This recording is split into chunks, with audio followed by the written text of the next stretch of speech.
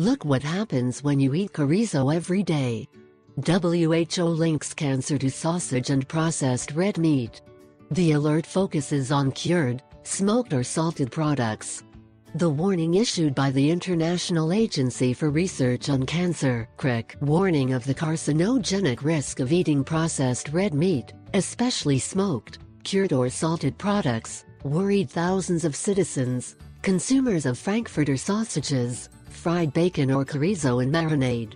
The CRIC report, a World Health Organization (WHO) agency specializing in cancer, drew a distinction between the probable or limited risk of eating red meat, which was not cooked enough, and the proven colon tumor in which they eat, on a daily basis, sausages and seasoned meat preserves.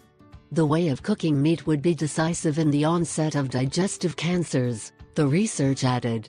By roasting the chops directly on the flame or on a surface at high temperatures, the study says, are produced carcinogenic chemical elements, aromatic hydrocarbons and amines, that are ingested along with the food.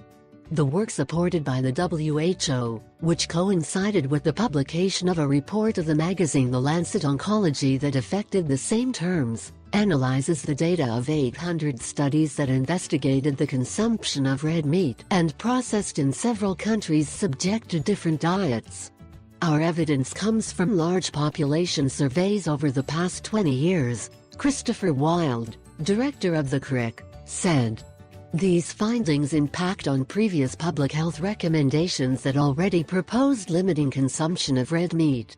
The WHO study notes, however, that although the documentation evaluated is abundant, it has not been able to compare the effect on humans of the different types of processed meats that exist in the world.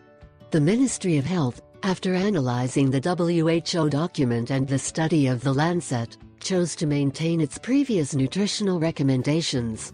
So restricts or eliminates the consumption of sausages, such as chorizo.